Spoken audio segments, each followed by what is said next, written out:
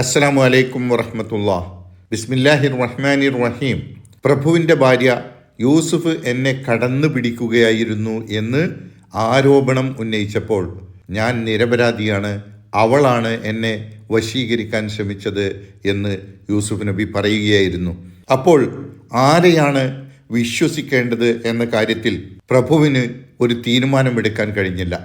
അദ്ദേഹം ഒരു മധ്യസ്ഥനെ നിശ്ചയിച്ചു.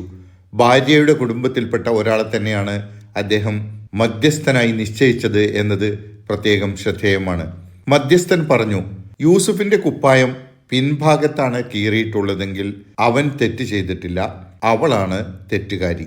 ഇനി മറിച്ചാണ് യൂസുഫിന്റെ കുപ്പായം മുൻഭാഗത്താണ് കീറിയിട്ടുള്ളത് എങ്കിൽ അവനാണ് തെറ്റുകാരൻ, അവൾ നിരപരാധിയാണ്.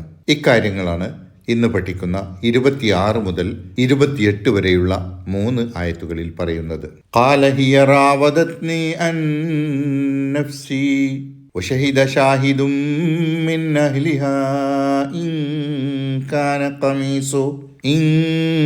കാന ഖമീസുഹു ഖുദ്ദ മിൻ ഖുബ്ലിൻ ഫസദഖത് വഹുവ മിനൽ കാദിബീൻ وإن كان قميصه قد من دبر فكذبت وهو من الصادقين فلما رأى قميصه قد من دبر قال إنه من كيدكن إن كيدكن عظيم. قال യൂസുഫ് പറഞ്ഞു, ഹിയ റാവദത്നി അൻ നഫ്സി, ഇവളാണ് എന്നെ വശീകരിക്കാൻ തുനിഞ്ഞത്, ഇവളാണ് മ്ലേച്ഛവൃത്തിക്കു വേണ്ടി എന്നെ കടന്നു പിടിച്ചത്.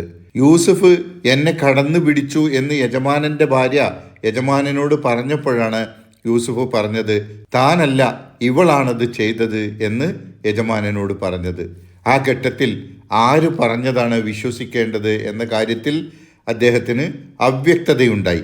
അപ്പോഴാണ് അദ്ദേഹം കാര്യത്തിൽ തീരുമാനമെടുക്കാൻ ഒരു മധ്യസ്ഥനെ നിശ്ചയിക്കുന്നത്. മധ്യസ്ഥൻ നടത്തിയ മധ്യസ്ഥതയെക്കുറിച്ചാണ് തുടർന്ന് പറയുന്നത്. വശഹിദ ഷാഹിദുൻ, ഒരു സാക്ഷി സാക്ഷ്യപ്പെടുത്തി എന്നാണ് വശഹിദ ഷാഹിദുൻ എന്ന് പറഞ്ഞാൽ ഭാഷാർത്ഥം. ഒരു ജഡ്ജി തെളിവുകൾ പരിശോധിച്ച് വിധിക്കുന്നത് പോലെയാണ് ഇവിടെ നടക്കുന്നത്. അതുകൊണ്ട് മധ്യസ്ഥൻ തെളിവുകൾ പരിശോധിച്ചു എന്നാണ് ഇവിടെ അർത്ഥം.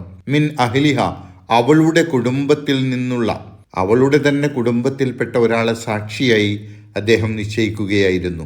സാക്ഷി അവളുടെ കുടുംബത്തിൽപ്പെട്ട തൊട്ടിലിൽ കിടന്ന ഒരു കുട്ടിയായിരുന്നു.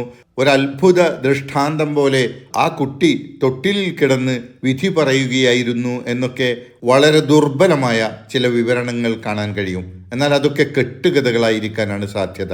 അങ്ങനെ ഒരു അത്ഭുത ദൃഷ്ടാന്തം വെളിപ്പെടുത്തി സത്യം തെളിയിക്കേണ്ട സാഹചര്യമൊന്നും ഇവിടെയില്ല. ഇവിടെ തെളിവ് വ്യക്തമാണ്. അതാണ് മധ്യസ്ഥൻ ഇനി പറയുന്നത്. ഇൻകാന ഖമീസുഹു ഖുദ്ദ മിൻ ഖുബുലിൻ, അവന്റെ കുപ്പായം, യൂസുഫിന്റെ കുപ്പായം മുൻഭാഗത്താണ് കീറിയിട്ടുള്ളതെങ്കിൽ, ഇൻകാന ഖമീസുഹു, അവന്റെ കുപ്പായം ആണെങ്കിൽ, ഖുദ്ദ കീറിയിരിക്കുന്നു, മിൻ ഖുബുലിൻ മുൻഭാഗത്ത്, ഫസദഖത്ത്, അപ്പോൾ അവൾ പറയുന്നതാണ് സത്യം. മുൻഭാഗത്താണ് കീറിയിട്ടുള്ളതെങ്കിൽ അവൾ പറയുന്നതാണ് സത്യം. വഹുവ മിനൽ കാദിബീൻ, അവൻ കളവ് പറയുന്നവരിൽപ്പെട്ടവനാണ്. അവനാണ് അവളെ മാനഭംഗപ്പെടുത്താൻ ശ്രമിച്ചതെങ്കിൽ അവർ തമ്മിൽ പിടിവലി നടന്നപ്പോൾ അവന്റെ കുപ്പായം മുൻവശത്ത് കീറിയിട്ടുണ്ടെങ്കിൽ അവന്റെ ഭാഗത്തു നിന്നായിരിക്കണം തെറ്റ് ചെയ്യാനുള്ള ശ്രമം ഉണ്ടായത് എന്ന നിഗമനത്തിലാണ് മധ്യസ്ഥൻ ഇത് പറഞ്ഞത്. എന്നാൽ മറിച്ചാണെങ്കിൽ വ ഇൻകാന ഖമീസുഹു ഖുദ്ദ മിൻ ദുബുരിൻ, ഇനി അവന്റെ കുപ്പായം പിൻഭാഗത്താണ് കീറിയിട്ടുള്ളതെങ്കിൽ, മിൻ ദുബുരിൻ എന്ന് പറഞ്ഞാൽ പിൻഭാഗത്ത്, അങ്ങനെയെങ്കിൽ ഫകദബത്ത്, അവൾ കളവ് പറഞ്ഞിരിക്കുന്നു, വഹുവ മിനസ് സ്വാദിഖീൻ, അവൻ സത്യം പറയുന്നവരുടെ കൂട്ടത്തിലാണ്. അതായത് അവനാണ് ശരി, അവളാണ് കുറ്റക്കാരി. അവൻ അവളിൽ നിന്ന് ഓടി രക്ഷപ്പെടുമ്പോൾ അവനെ പിടിച്ചു നിർത്താൻ അവൾ ശ്രമിച്ചപ്പോൾ കുപ്പായം പിന്നിൽ നിന്ന് പിടിച്ചു വലിച്ചപ്പോൾ കുപ്പായം കീറിയിട്ടുണ്ടാവുമെന്ന നിഗമനത്തിലാണ് മധ്യസ്ഥൻ ഇത് പറഞ്ഞത്. അങ്ങനെ കുപ്പായം പരിശോധിച്ചപ്പോൾ ഫലമ്മാ റഅ ഖമീസഹു ഖുദ്ദ മിൻ ദുബുരിൻ, അങ്ങനെ അവന്റെ കുപ്പായം പിൻഭാഗത്താണ് കീറിയിട്ടുള്ളത് എന്ന് കണ്ടെത്തിയപ്പോൾ ഖാല, അദ്ദേഹം പറഞ്ഞു. ഇവിടെ അദ്ദേഹം പറഞ്ഞു എന്ന് പറയുന്നത് ഒരുപക്ഷെ ആ സാക്ഷി പറഞ്ഞ ആൾ പറഞ്ഞതാവാം, അതല്ലെങ്കിൽ ഈ ഗ്രഹനാഥനായിട്ടുള്ള പ്രഭു ഭർത്താവ് പറഞ്ഞതാവാം. എന്താ പറഞ്ഞത്? ഇന്നഹു മിൻ കൈദിക്കുന്ന, ഇത് നിങ്ങൾ പെണ്ണുങ്ങളുടെ കൗശലത്തിൽപ്പെട്ടത് തന്നെ. യൂസുഫിനെതിരിൽ നീ ആരോപണം ഉന്നയിച്ചത് നിന്റെയൊക്കെ കുതന്ത്രത്തിൽപ്പെട്ടതാണ്. ഇത്തരം സന്ദർഭങ്ങളിൽ നിങ്ങൾ പെണ്ണുങ്ങൾ പ്രയോഗിക്കുന്ന അടവുകളാണിത് എന്നാണ് ഇതിലൂടെ പൊതുവെ അയാൾ പറയുന്നത്. എന്നിട്ട് പ്രത്യേകം അയാൾ പറയാണ്, ഇന്ന കൈദക്കുന്ന അലീം, നിങ്ങളുടെ കുതന്ത്രം ഭയങ്കരം തന്നെ.